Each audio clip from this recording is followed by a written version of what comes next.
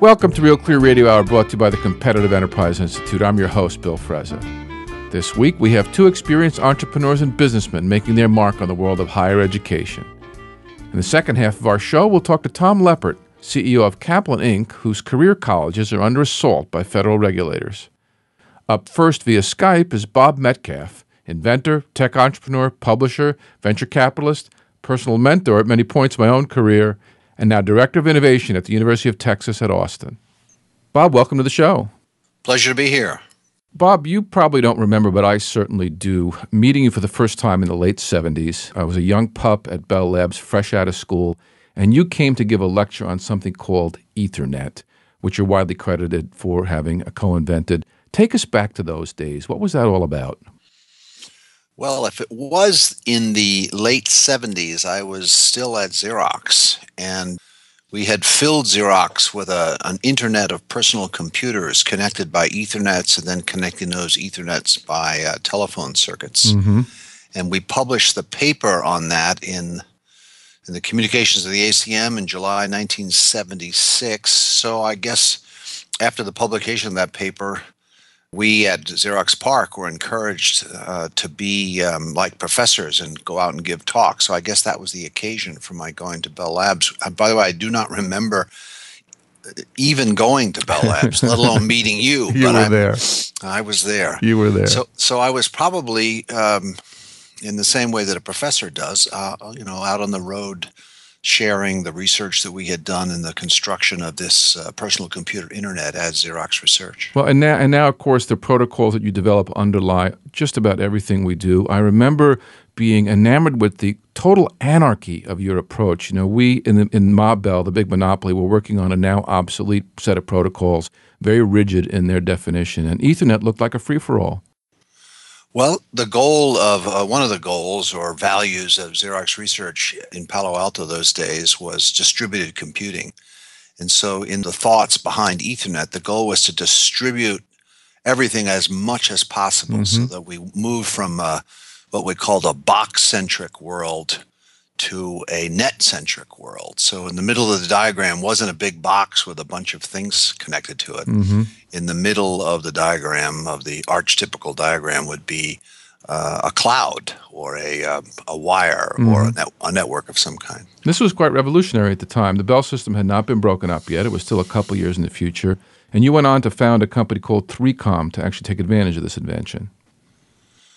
I did, and it's interesting you mention the Bell system because I very quickly learned in my early days at 3Com what an obstacle the two major monopolies were. There were two big monopolies sitting right on top of my poor little company. One of them was the IBM Corporation, which made almost all the computers, and the Bell system, which controlled all telecommunications.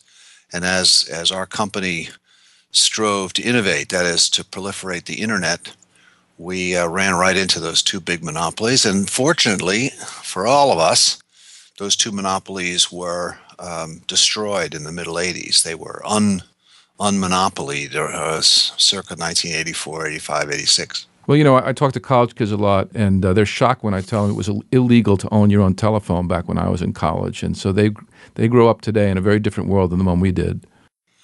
Yes, and by the way, there's even a tendency now for them to want to go back to it. And so I yell and scream and try to remind them of how it was back when the Bell system. Well, my favorite story is whenever I would go to college from New York to Boston, my mom would say as I was going out the door, when you get to Boston, give me a call so I know you're okay, but just let the phone ring 3 times and then hang up. Right, because it was $1 a minute. Telephone calls were so expensive in those days that, she loved me, but not that much. 3Com took off like a rocket, and the rest of the telecom industry took off like a rocket, and your fortunes along with it.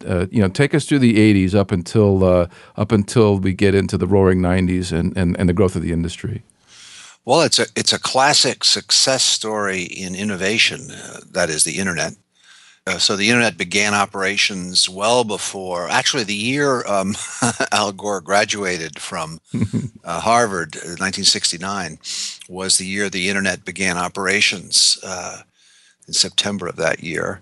It was called the ARPANET then.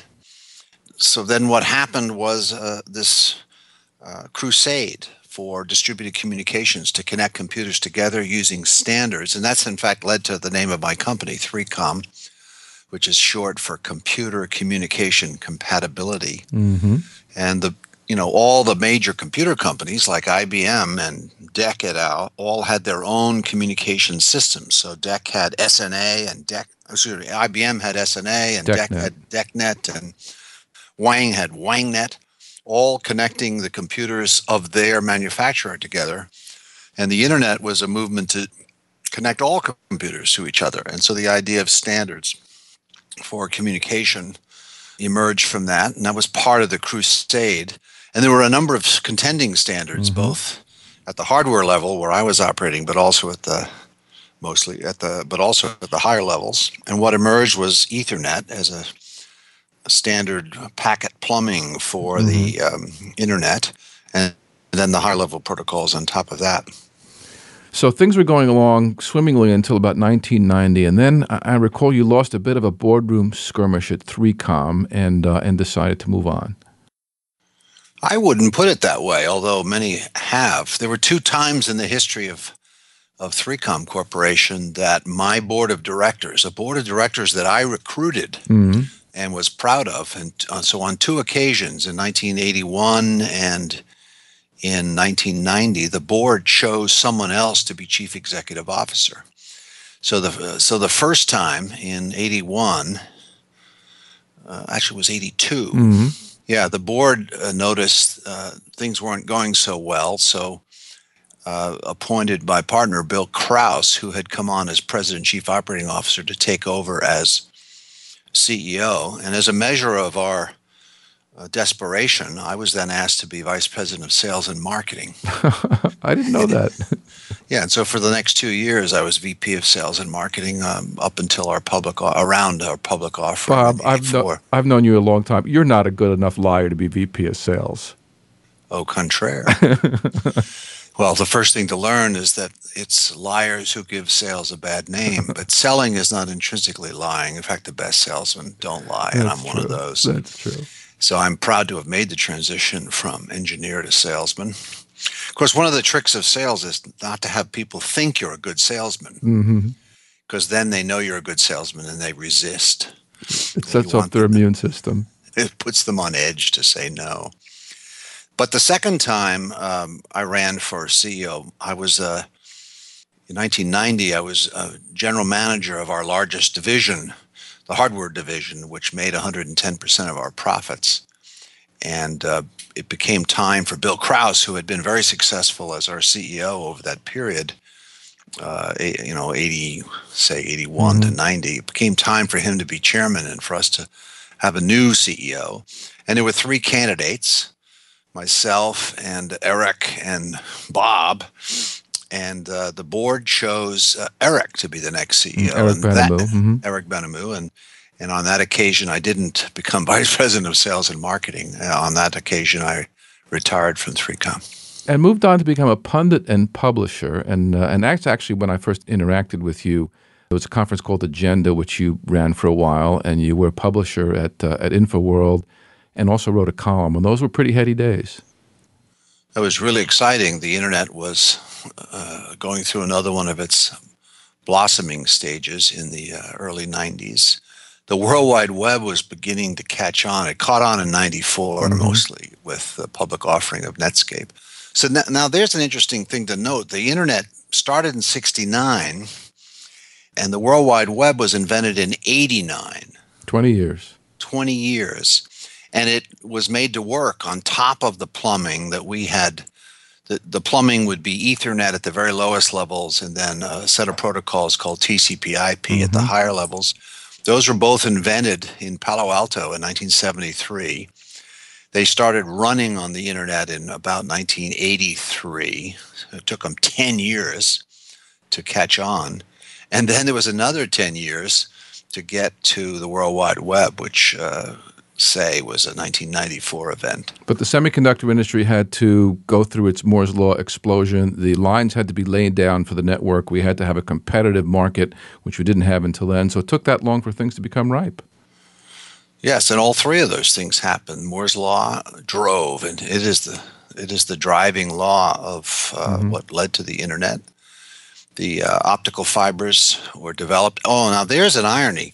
So, despite all my complaining about Bell Labs, dense wave division multiplexing, one of the silver bullets of the internet, was developed at Bell Labs. Yeah. So was the transistor way back when. They just didn't know what to do with it. And the Princess telephone. So yeah, but that's the one that got into the market with the lighted dial, if you remember. I do, and it's hard to critique Bell Labs because there are those occasional successes like the transistor. But that, the general question is, where should the United States of America do its research? Should it do it in the monopoly laboratories like Bell Labs based on the telephone monopoly, Watson Labs based on the mainframe monopoly, Xerox PARC based on the copier monopoly? Because monopolies are the only companies that can afford to do research. Yeah, they used to say that, right? Well, now we have Microsoft and Google doing our research for us.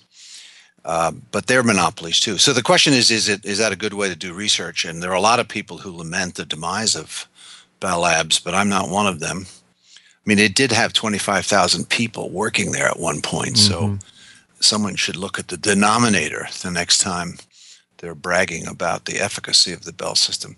So I think research shouldn't be done in monopoly laboratories because monopolies are not worth it.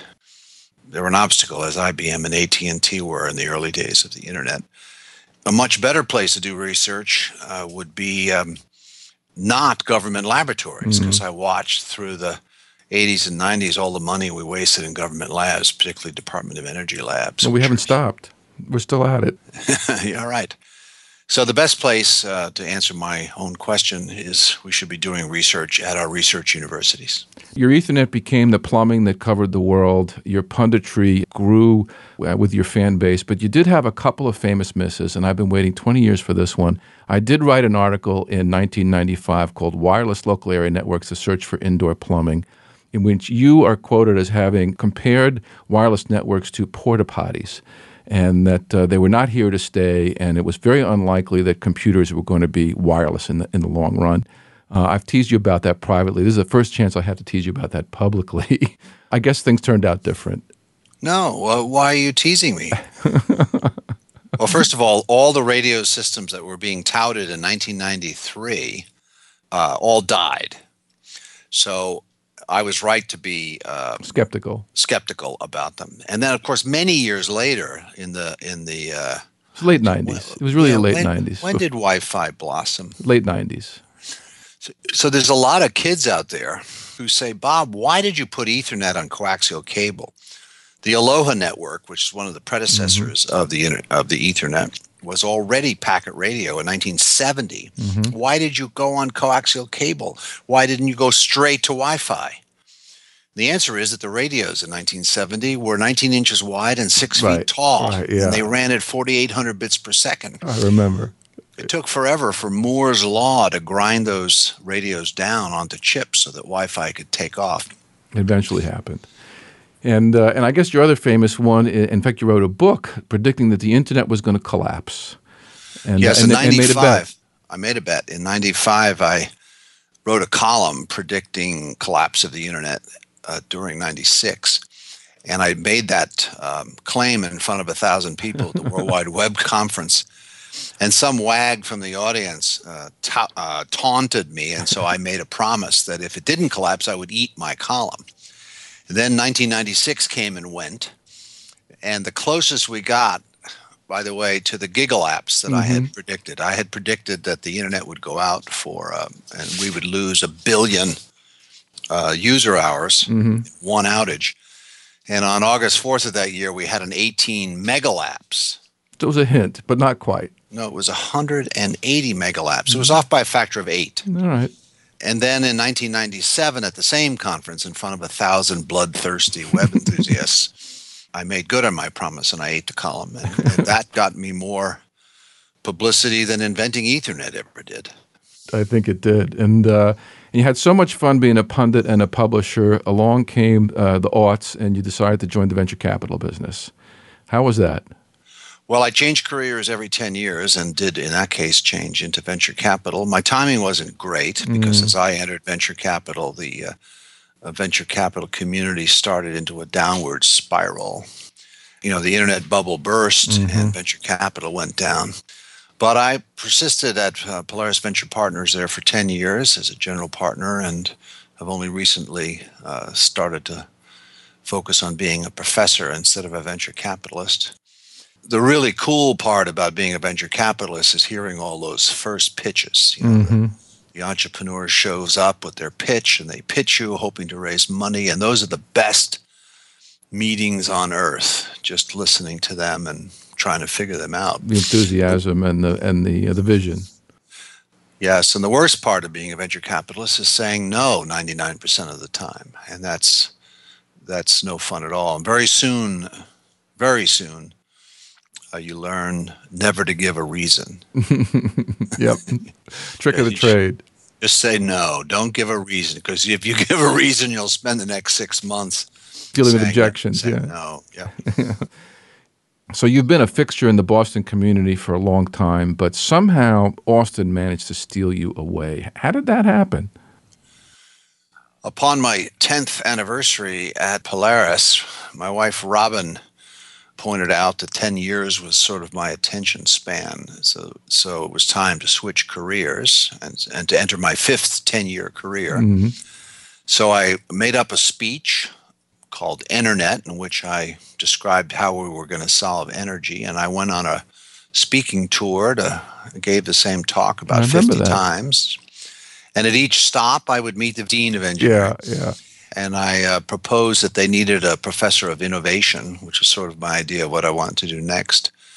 And we ended up at the University of Texas at Austin because it's warm there, because we had never lived there, because it was a top 10 engineering hmm school, because it was booming with entrepreneurs and innovation, and because they invited me. We went, Robin and I, to be professors at the University of Texas at Austin. And how's that working out? What does a professor of innovation do? The way I phrase it, and a lot of people find it annoying, I say my mission is to help Austin become a better Silicon Valley.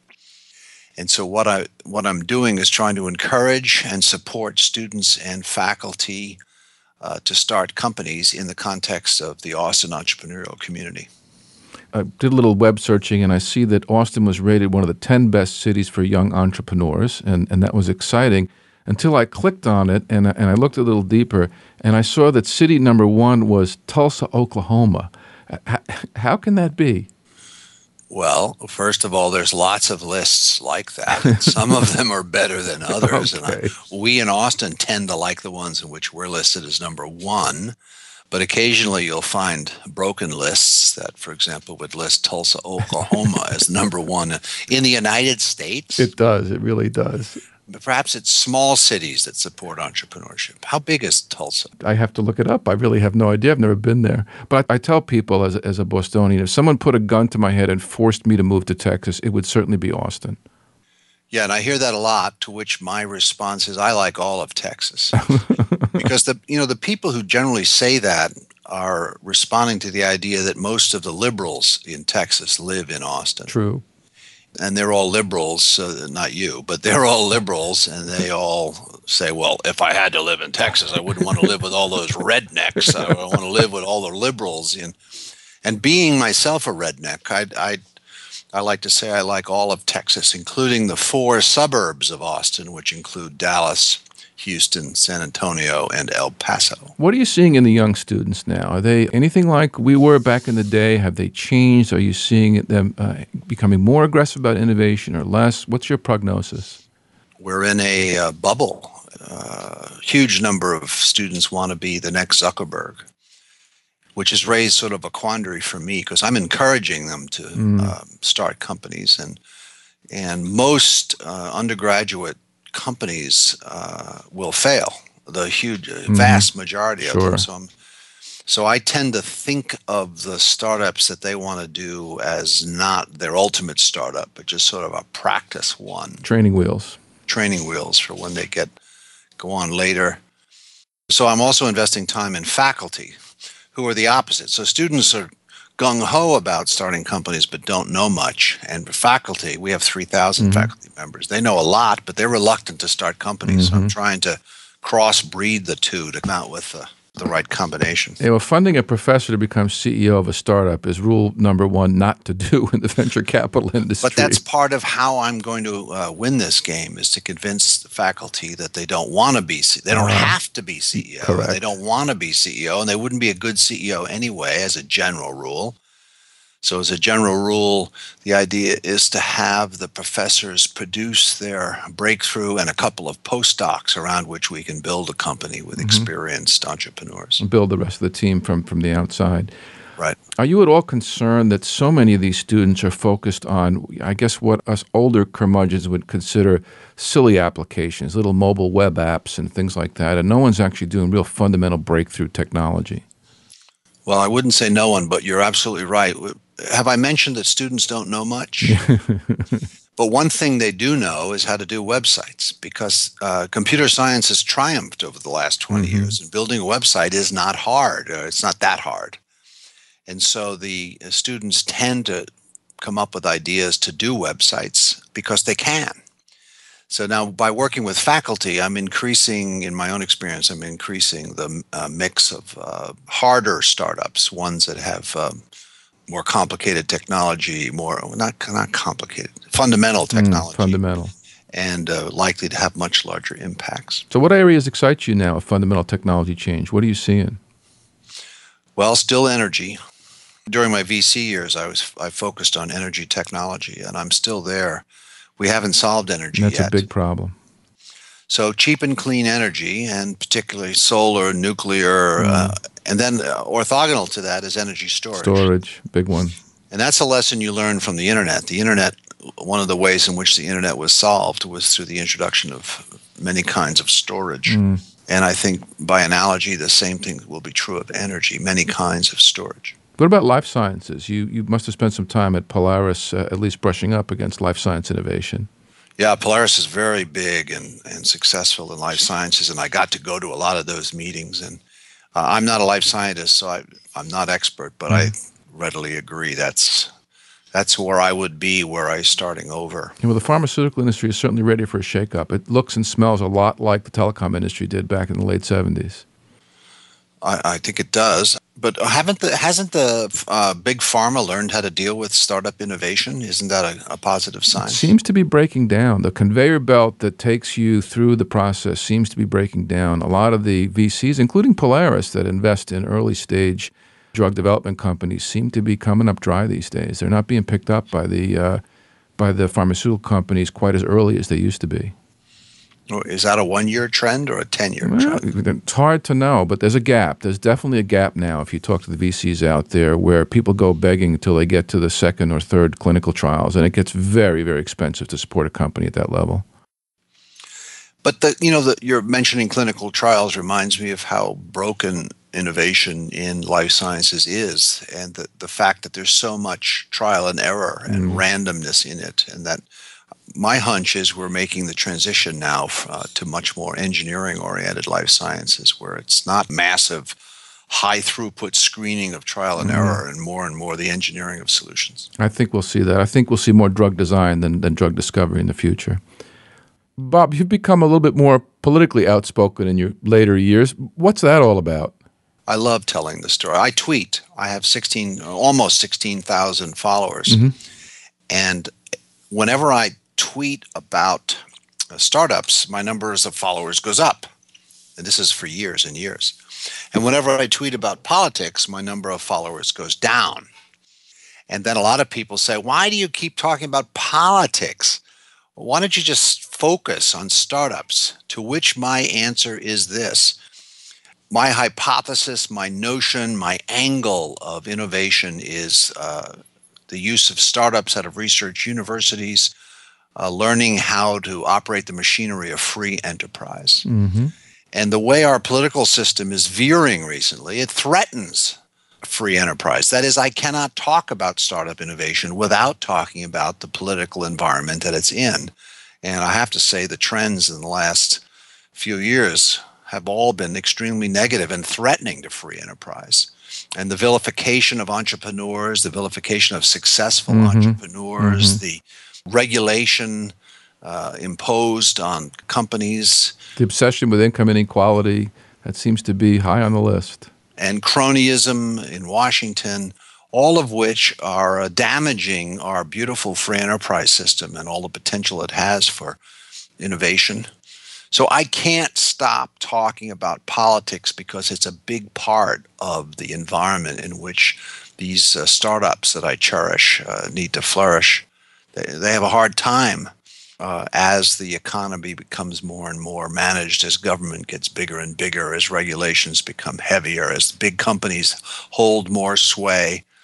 It's just not good for startup innovation.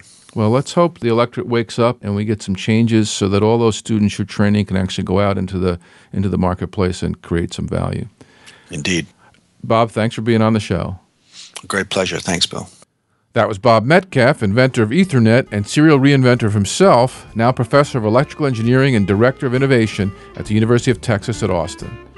This is Real Clear Radio Hour, brought to you by the Competitive Enterprise Institute. I'm your host, Bill Frezza. Ahead, Tom Leppert, CEO of Kaplan Inc., talks about career colleges, otherwise known as for-profit universities, and the impact of serving at-risk students dependent on federal student loans. Stay tuned.